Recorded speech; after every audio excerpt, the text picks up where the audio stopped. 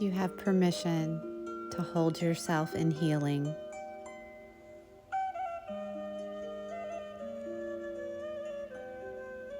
Embrace your love. Hello, I am Luna Mystica, and I am so happy that you're here showing up for this conversation. This is a more delicate one. This is going to be around the topic of healing sexual trauma. And so thank you for coming, and most of all to yourself for even having the courage and the bravery to want to even listen and engage in this conversation. And so I'm going to share some of the things that I've gone through in my own healing journey around sexual trauma. I'm going to break down some topics into deeper conversations around each one. But I want to say, first of all, if you're here, you're welcome no matter who it is you are or who you identify with. So I want to share that my experience comes from that of identifying with the identity of female, and the fact that I am a mother and that I do have 2 female children.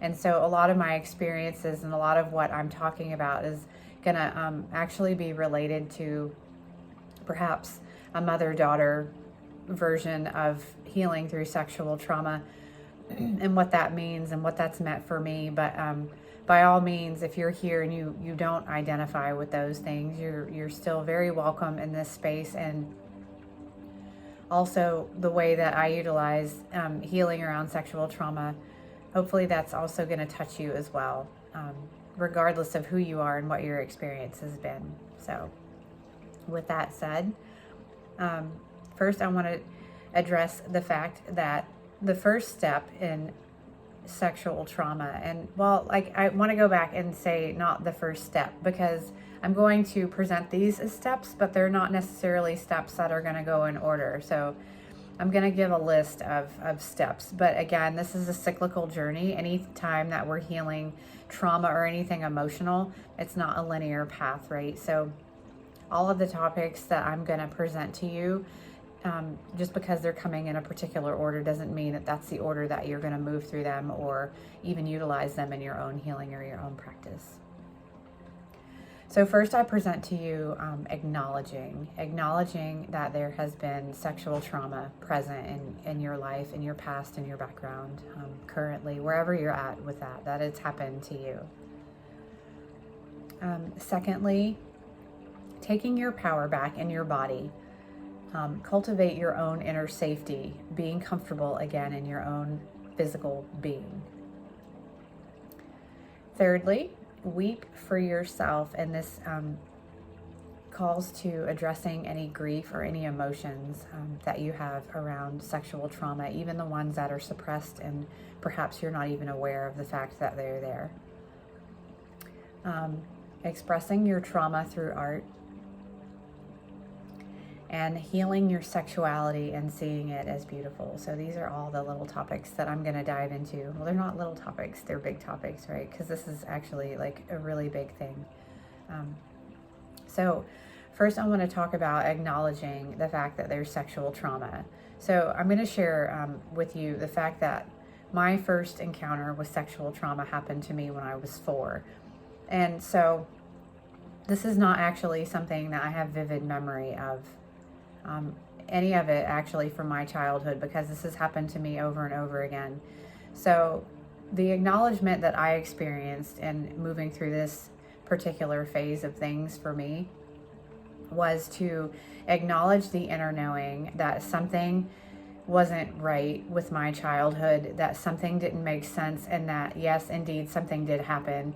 So even though I've not been able to, and it's not necessary really either to particularly have vivid remembrances of these things. If you don't, it's because your subconscious was so traumatized that you have blocked any memory of this experience. And that's so typical, and why so many of us are walking around here not even realizing that we've encountered this particular type of trauma in our life, and we're carrying it in our body, and we keep playing out these patterns and this crazy shit that's going on in our life, and it's because we don't even know that it's happened. So perhaps if you're even in this conversation and you have that inkling that something happened to you, but you're not sure, most likely it did. And I mean, check in with yourself. Like, if you feel in your heart and your body that something was not right, you know, in your childhood, and that perhaps you experienced some of this, then acknowledge that, yes, that did occur. And you don't necessarily need to know the details in order to move this energy out of your body or to heal it. You just need to acknowledge it and realize that it's there. The other way that this can show up when we're also living out these patterns in a very unconscious way, and this has also been my experience. I have come through drug and alcohol addiction. I have come through addiction to promiscuous behavior, risky relationships, bad relationships, like all these things, right, are underlying causes of this type of thing that's occurred to us that we can't even get to. So for me, the addiction and the promiscuous behavior was really just like a numbing out of what actually had occurred, because I was so afraid of what had happened to me. I couldn't even acknowledge it or give it attention, right? It's so deeply painful to have had something taken from you, no matter what age. It's your innocence. Like, whether you're a child, whether you're an adult, that is a very sacred and innocent part of your being that you're allowed to have, and you're allowed to be kept sacred. And when somebody comes in and violates that for you, whether you remember it or not, the pain that's involved in that can be embedded so deep within you that you don't even have the ability to look at it, right? So that's why I fell into quite a few of these patterns of wanting to just numb out and not even acknowledge that it was there, not even being able to, right? So give yourself some forgiveness and some space if you're just waking up into that place of yourself. The acknowledgement piece of the fact that this happened can really be extreme, and sometimes it can also come out of left field, which makes it even more confusing. So acknowledgement, again, is not an unmessy process, right? It's a lot of things, and it can be very confusing and very complicated. So if you're in this place, or you're just coming to this, just be with yourself quietly in this space as much as you can.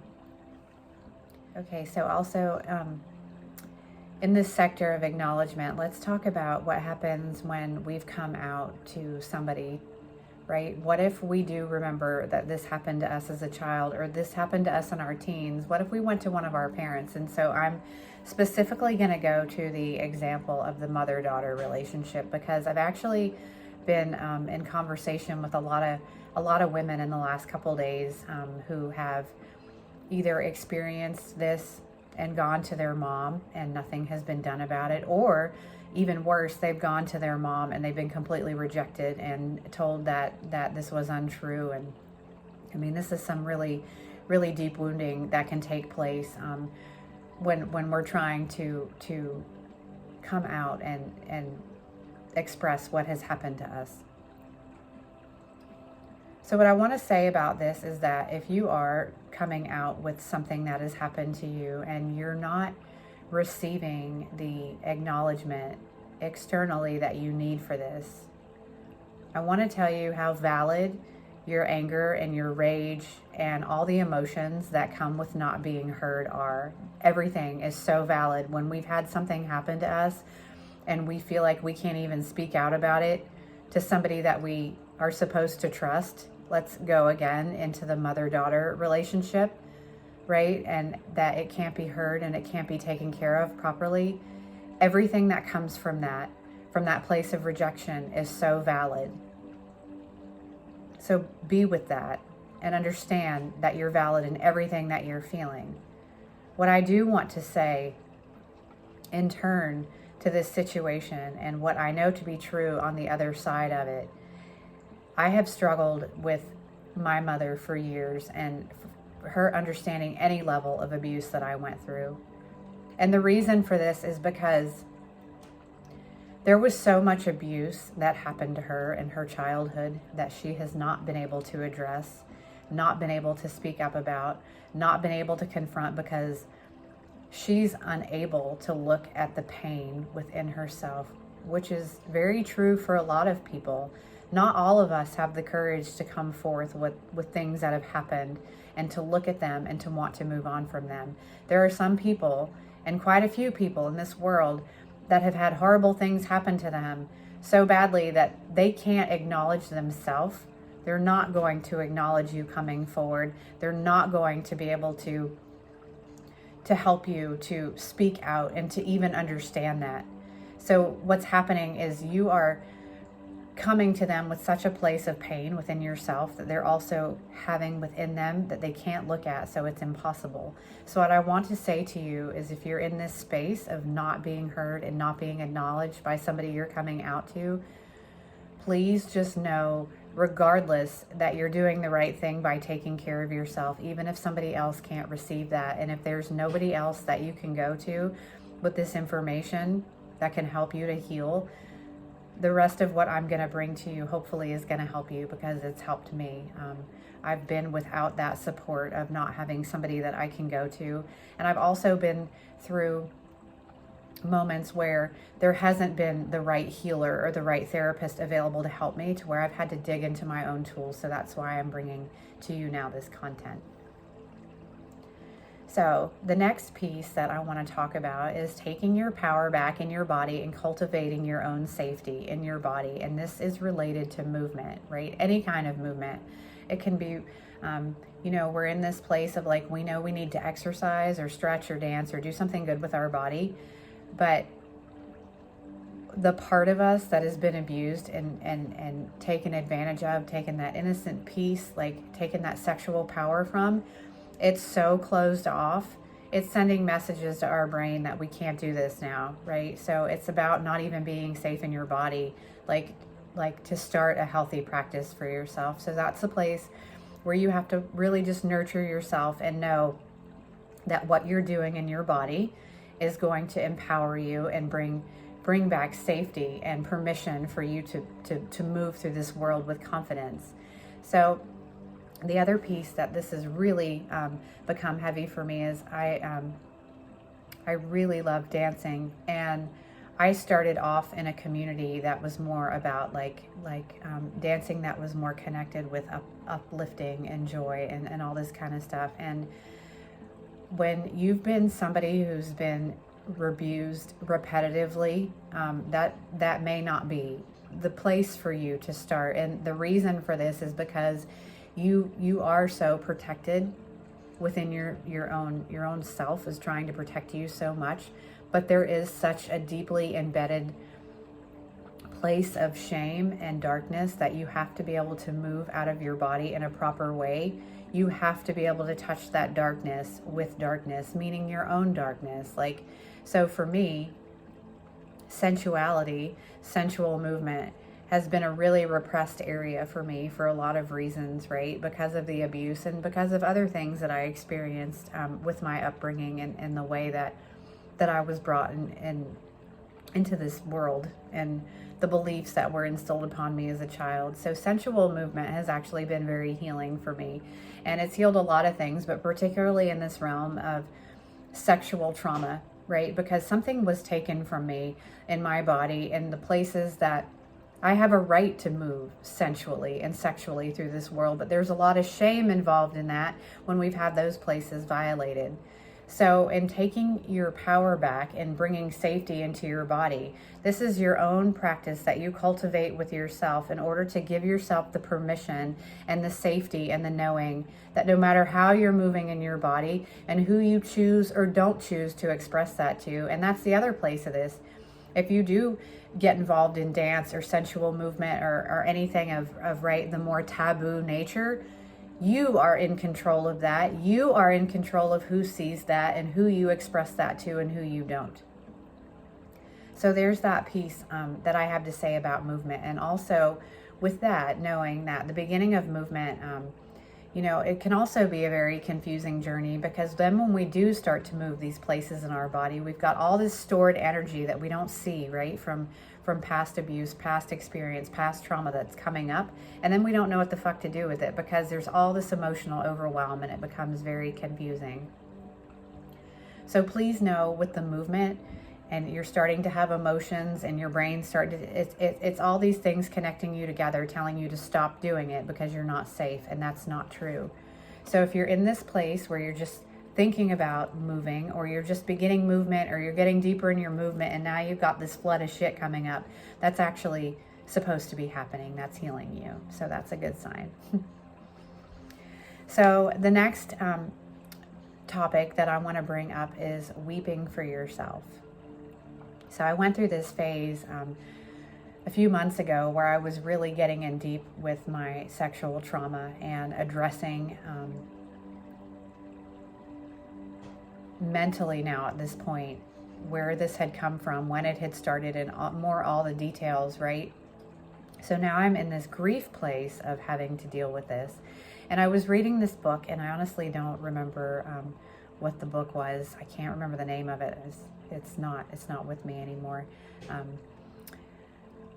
There was a line in it that said, you are worthy enough to weep for yourself, or something to that thing. And that really struck me deep. Like, I'd never actually cried that much in my life. Well, first of all, because I wasn't allowed to in my upbringing. But second of all, because I was holding it in, like holding on to that pain and holding on to that sadness because I was too afraid to look at it, too afraid to feel it. So when we've had sexual trauma happen to us and our innocence being taken from us, again, without our permission, like everything else emotionally gets taken from us in that space. And you're worthy to be able to weep for that, like weep for that, grieve for that. Let the anger, let the rage, let the sadness, it all needs to come up so that it can cleanse you clean of all that trauma that's taken place in your body. You know, you're not ever going to completely walk away from knowing that this happened to you.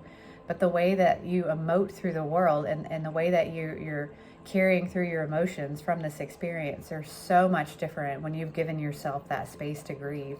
And knowing based on the level of how much this happened to you, I mean, for myself, like I go back to 4 years old in this repetitive cycle. Like I'm all the way up into like, I imagine that this was happening to me through my 20s, I guess. No, I would say from 4 to 20, like repetitively over and over and over again. There is so much emotion in that. Like it takes a while to get through. So be patient with where you're at and how much of this has actually occurred in your life, that the healing period is not quick.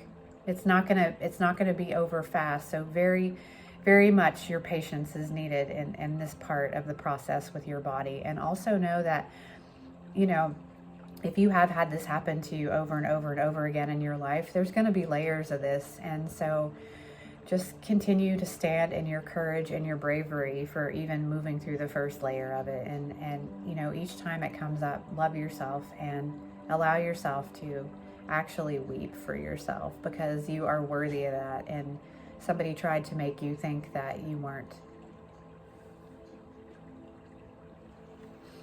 All right, so the next thing is expressing your trauma through art. So those of us that have had reoccurring sexual trauma, or even just one encounter with it, have now completely shut ourselves off in most cases, and I know I did for so long, to even the possibility that I am anything creative, anything artistic. There's nothing to come out of me. And the reason for that is because something was taken from me. So now I'm trying to protect all of that in my adult being. And right, this is our like unconscious brain keeping us from being able to create and express things artistically. Just like as kids, especially if this happened to you in childhood, that innocence, you know, that you had with the crayons and the markers and the coloring, or, you know, whatever kind of like fun artsy stuff you used to do, right? That was probably taken from you when you went through this experience, because you completely shut yourself down to everything, especially too if you don't have a support person in your life to be able to acknowledge you and validate what has happened to you. So this is why it's important that you learn that you are your own place of validation. And yes, you do have the capability to do something creative and artistically. And expressing sexual trauma through art is very healing. So the other untrue factor that lies into the expression of darker art, or through our trauma coming out, right, is that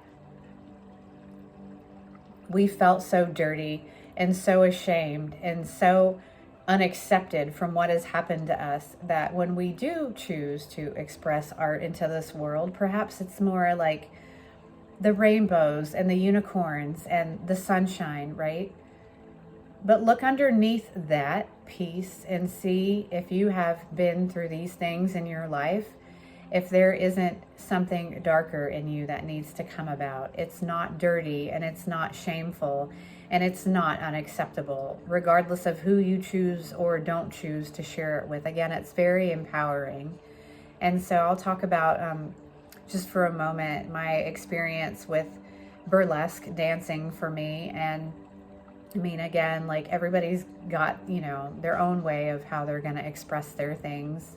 But for me, what burlesque has done, first of all, it's allowed me to reclaim my sexuality and sensual movement in my own body, in my own way, as I choose and I see fit to do it. It's allowed me to, like, create costumes and stories that have actually allowed this energy to just completely move back out through my body. And these were actually, the pieces that I created around this were more things that I went through in adulthood that seemed to disempower my sexuality, but it allowed me to create that in a fun way and spend time with it. And then also, in the moments that I wasn't having fun creating, it did create some of the emotion of shame, right? Or anger or rage to come up, but it gave it a healthy outlet to come out of, right?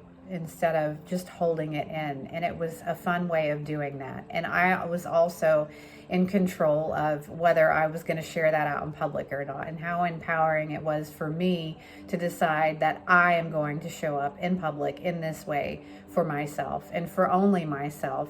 And it gave me the space to choose who could see that or who couldn't, right? And so this is not for everybody, so I'm not suggesting that everybody express their pain or their trauma or anything sexual in this manner, out in public. This may not be right for you, but I'm just giving an example of how I have moved through this with myself. And the other ways creatively that I find through moving art through trauma is through writing. Definitely writing has really healed a lot within me mentally. And then, of course, dancing. You can do this through makeup, through costumes. And again, these aren't things that you even have to share out in public. But when you're creating these things, again, it gets you into that place of deep emotion to start moving some of that old stored shit out of your body that needs to come from this, and reclaiming your innocence, right? You can be of innocence and of darker repressed aspects of yourself and let them come together in unity. There's nothing wrong with that.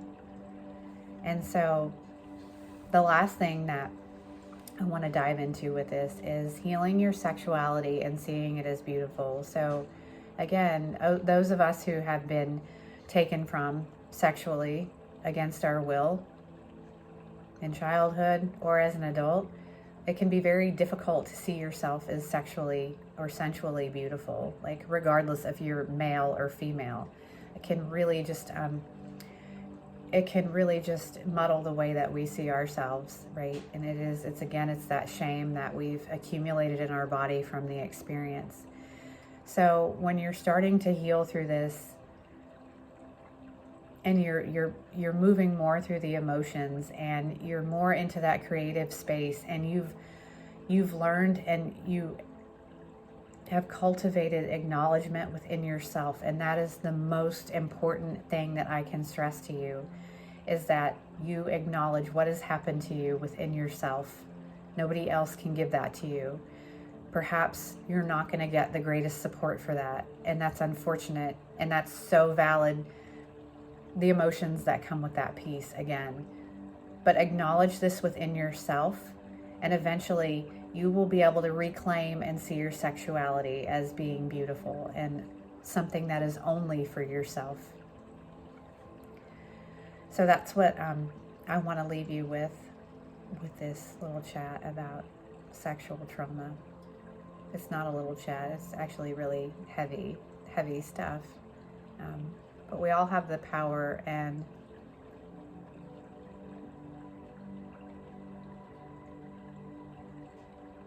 the guidance inside of us to move through this. You are enough. You deserve to reclaim your innocence. And you have the power to move through this situation, this energy, this place in yourself with courage and with confidence and with love.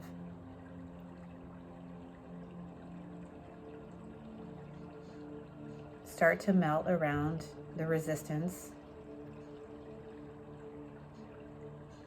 to the walls that are keeping you protected from being able to receive what you fully deserve in this life,